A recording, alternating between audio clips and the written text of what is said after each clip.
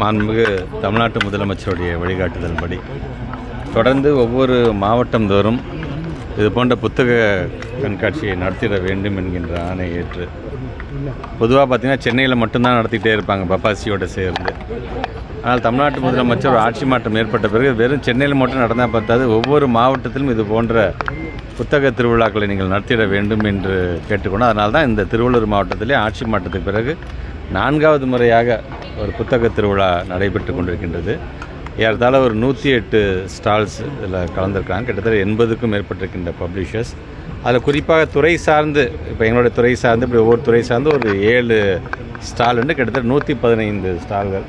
இப்போ கூட நம்முடைய மாண்புமிகு அமைச்சர் நாசன் கூட சொன்னாங்க, கடந்த ஆண்டு சென்னைக்கு அடுத்து அதிகப்படியாக புத்தகம் விற்பனையான மாவட்டம் எது என்று சொன்னால் திருவள்ளூர் மாவட்டம் என்று சொல்லும்பொழுது அந்த வாசிப்பு பழக்கம் என்பது முழுமையாக இன்றைக்கு தமிழ்நாடு முழுவதும் இன்றைக்கி அது பெருகி கொண்டே இருக்கின்றது. அதனால தான் இன்றைக்கு திருவள்ளூரை சார்ந்திருக்கிற நம்முடைய மாவட்ட ஆட்சித்தலைவர், மாவட்ட நிர்வாகமும் அதே போன்ற எங்களுடைய துறை சார்ந்தும் அந்த பங்கோடு இன்றைக்கு இது போன்ற திருவிழாக்கள் ஒவ்வொரு மாவட்டத்திலும் இன்றைக்கு நடைபெற்று கொண்டிருக்கின்றது. இதில் எங்களுடைய சட்டமன்ற உறுப்பினர்களோடும் மாநகராட்சியினுடைய மேயர் மற்றும் மற்ற மக்கள் பிரதிநிதிகளோடும் நாங்களும் இன்றைக்கு இதை திறந்து வைத்திருக்கோம். தொடர்ந்து ஒரு 11 நாட்கள் நடைபெற இருக்கின்ற ஒரு புத்தக திருவிழா. இது தொடர்ந்து இங்கே வருகை தருகின்ற பெரியவங்க மட்டும் இல்லை, சின்ன பிள்ளைங்களுக்கும் வாசிப்பு பழக்கத்தை ஊக்கப்படுத்துகின்ற விதத்தில் குடும்பமாக இந்த புத்தக திருவிழாக்கள் நீங்கள் கலந்து கொள்ள வேண்டும் என்கின்ற வேண்டுகோளை துறையின் அமைச்சர் என்ற வகையில் வைக்க நான் கடமைப்பட்டேன். இருமொழி கொல்லி திட்டத்தில் அதிமுக நிலைப்பாடு இருக்கும்போது முன்னாள் அதிமுக எம்எல்ஏ ஒருத்தர் மும்மொழி கொல்லிக்கு ஆதரவாக கையெழுத்து போட்டிருக்காரு. கும்மிடிப்பூண்டி சட்டமன்ற முன்னாள் எம்எல்ஏ. அதை எப்படி பார்க்குறீங்க? இது அவங்களுடைய நிலைப்பாடு என்ன, அவங்க கூட்டணி என்னவா இருக்க போகுதுங்கிறத அவர் தெரிவுபடுத்தியிருக்கார் அப்படின்னு தான் நான் சொல்ல விரும்புகிறேன். நம்மை பொறுத்த வரைக்கும் நமக்கு அந்த இருமொழி கொள்கையே போதுமான ஒன்றாகத்தான். இங்கே வருகை தந்திருக்க இத்தனை பத்திரிகை துறை ஊடகத்துறை சார்ந்த நண்பர்கள் இருக்கீங்கன்னா நம்ம எல்லாருமே ஏதோ ஒரு விதத்தில் இருமொழி கொள்கையை படிச்சுட்டு தான் அந்தந்த ப்ரொஃபஷனில் இருக்கிறோம். இங்கே இருக்கின்ற நாங்களாக இருந்தாலும் சரி, நீங்களாக இருந்தாலும் சரி. ஆக நம்மை பொறுத்தவரைக்கும் இருமொழி கொள்கையே போதுமானது. அறிவு சார்ந்து சயின்ஸை பற்றி பேச வேண்டிய காலம் அது. ஆர்டிஃபிஷியல் இன்டெலிஜென்ஸை பற்றி, ரோபோட்டிக்ஸை பற்றி அடுத்த கட்டத்திற்கு உலக தரத்தில் பிள்ளைங்களை எப்படி கூட்டிகிட்டு போவாங்கன்னு நினைக்க வேண்டிய ஒரு காலத்தில் நம்முடைய தமிழ்நாட்டு முதலமைச்சர் சொன்ன மாதிரி நீ கொடுக்குற அந்த 2000 கோடி ரூபாயை நான் ஒத்துக்கிட்டேன் அப்படின்னா 2000 ஆண்டுகளுக்கு பின்னோக்கி என்னோடய தமிழ் சமுதாயத்தை இழுத்து செல்வதற்கான ஒரு மிகப்பெரிய பாவத்தை செய்ததுக்கு சமம். அதனால தான் நீ 10,000 கோடி கொடுத்தாலும் எங்களுக்கு தேவையில்லை, எங்களுடைய பிள்ளைகளுடைய எதிர்காலம்தான் முக்கியம் என்று சொன்னவர் தமிழ்நாட்டுடைய முதலமைச்சர்.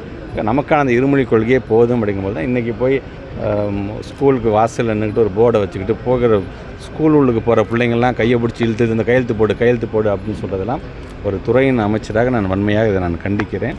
நீங்கள் ஒவ்வொரு இடத்துலையும் நீங்கள் கையெழுத்து வாங்க போகும்போது அவங்களா போட்டாங்க, போடுங்க, நாங்கள் அது யாரும் நாங்கள் தடுக்கலை. ஆனால் போகிற பிள்ளைங்களா வா இங்கே கையெழுத்து போடு அப்படின்னு சொல்கிறது அப்படிங்கிறதே பள்ளிக்கூடத்துக்கு நுழையக்கூடிய எங்களுடைய பிள்ளைகளை நீங்கள் த்ரெட்டன் பண்ணுறக்கூடியதாகத்தான் இது அமைகிறது. துறையின் அமைச்சர் என்கின்ற வரையில் மிகப்பெரிய கண்டனத்தை நான் தெரிவிச்சுக்கிறேன். சார், இப்போ பார்த்தீங்கன்னா சார், இப்போ மும்மொழி கொள்கை போராட்டம் பண்ணீங்க, இப்போ தொகுதி மறுவரை போராட்டம் பண்ணிட்டு இருக்கீங்க. இதன் எதிரொலியாக தான் இடி ரைடு பண்ணிட்டு நினைக்கிறீங்களா நீங்கள்? இல்லை, எனக்கு இது அந்த காலத்துலேருந்தே அவங்களுடைய எப்படி ஒரு அரசாங்கத்தை அது சார்ந்திருக்கின்ற மக்களை எப்படி கையாளுறாங்க அப்படிங்கிறது பத்திரிகை துறை ஊடகத்தை சார்ந்த நண்பர்கள் உங்களுக்கே தெரியும். ஒவ்வொரு மாநிலத்திலையும் குறைந்தபட்சம் தான் அவங்க இருப்பாங்க, அவங்களோட பிரதிநிதிகளே. ஆனால் பார்த்திங்கன்னா அங்கே இருக்கின்ற ஆட்சி அவங்க நடத்திக்கிறதாக இருக்கும். எல்லா விதத்துலையும் இதுக்கான ஒரு பிளாக்மெயிலில் செல்வது தான் தமிழ்நாட்டு முதலமைச்சரை பொறுத்த வரைக்கும் இந்த பிளாக்மெயில் பண்ணுற வேலையை முதல்ல நிறுத்துங்க. இதை ஒத்துக்கிட்டால் தான் நான் பணம் தருவேன், அதை ஒத்துக்கிட்டால் தான் பணம் தருவேன், இல்லைன்னா இது போன்ற இடையூறுகள்லாம் நாங்கள் தருவேன் என்று சொல்கிற அந்த பிளாக்மெயிலை நிறுத்துங்க அப்படிங்கிறது தான். அதனால தான் நாங்களும் அதை சொல்லும்பொழுது வெறும் பாரதிய ஜனதா பார்ட்டியில் இது பிளாக்மெயில் ஜனதா பார்ட்டியாகத்தான் இருக்கிறது என்பதை நாங்கள் சொல்லியிருக்கோம்.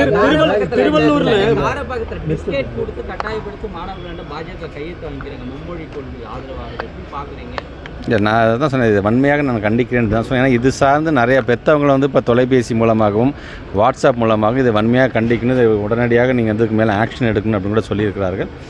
பெற்றோர் ஆசிரியர் கழகத்தை சார்ந்திருக்கின்றவர்களும் அந்த நிர்வாகிகளும் இன்றைக்கி கம்ப்ளைண்ட் கொடுக்க போகிறதா சொல்லியிருக்காங்க. அந்த கம்ப்ளைண்ட் வரும்பொழுது அது உரிய நடவடிக்கை கண்டிப்பாக எடுக்கும். திருவள்ளூரில் தேர்வு தொடங்க முன்னாடி அன்னைக்கு ஒரு மாணவி ஒருத்தவங்க தற்கொலை செஞ்சுருக்காங்க, தீவிட்டு கொளுத்திட்டு. அது குறித்த விசாரணை காவல்துறை முறையாக முன்னெடுக்கலன்னு ஒரு குற்றச்சாட்டு இருந்திருக்கு. அந்த துறை சார்ந்து இப்போ நம்முடைய வரும்போது கூட நம்முடைய சட்டமன்ற உறுப்பினர் நம்முடைய அண்ணன் விஜிஆர் கூட சொல்லி ரொம்ப வருத்தப்பட்டு தான் நாங்களும் பேசிகிட்டே வந்தோம்.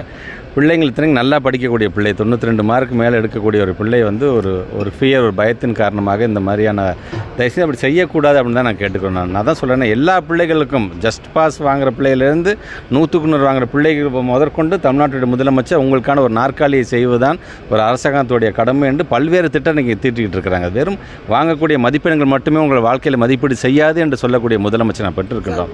அப்படி அனைவரையும் நீங்கள் அரவணைத்து செல்லும் பொழுது இந்த மாதிரியான பிள்ளைகள் தயவுசெய்து தன்னம்பிக்கை இழக்காதீங்க. உங்களை அரவணைப்பதற்கு ஒட்டுமொத்தமாக இந்த அரசாங்கம் இருக்கின்றது, இந்த சமுதாயம் இருக்கின்றது. இப்போ நீங்கள் சொன்ன மாதிரி அந்த என்கொயரியை காவல்துறையை பொறுத்த வரைக்கும் எந்த ஒரு பிரச்சனை என்று சொன்னால் தமிழ்நாட்டு முதலமைச்சருடைய டிபார்ட்மெண்ட் அது. அடுத்த நிமிஷம் அதில் இறங்கி அதுக்கான பணிகளை செய்யக்கூடியவர்கள் தான் அவர் இருந்து கொண்டிருக்கின்றார்கள். இப்போ கூட நம்ம மாவட்ட ஆட்சித்தலைவர் அதுக்காக ஒரு என்கொயரி தனியாக ஒரு டீமே போட்டு அதை செய்து மிக விரைவாக அதற்கான உரிய காரணத்தை கண்டிப்பாக நாங்கள் கண்டுபிடிப்போம். ஊர்ப்புற நூலகங்கள் வந்து கட்டப்பட்டு மூடப்பட்டு கிடக்குது. அந்த நூலகங்களை முழுமையாக எப்போ செயல்பட்டு இல்லை, ஊர்ப்புற நூலகங்கள் வந்து 2-3 இருக்குது. ஒன்று வந்து எங்களுடைய டிபார்ட்மெண்ட் சார்ந்து இருக்குது, இன்னும் வந்து ஊராட்சி சார்ந்து இருக்கின்றது. எங்களுடைய டிபார்ட்மெண்ட் வந்து அடுத்த நிமிஷம் இமிடியேட்டாக நாங்கள் ஆக்ஷன் எடுப்போம். நீங்கள் சொல்கிறது கிராம பகுதியை சார்ந்தது என்று சொன்னால் அந்த துறையினுடைய அமைச்சர்த்தையும் சொல்லி உடனடியாக நடவடிக்கை.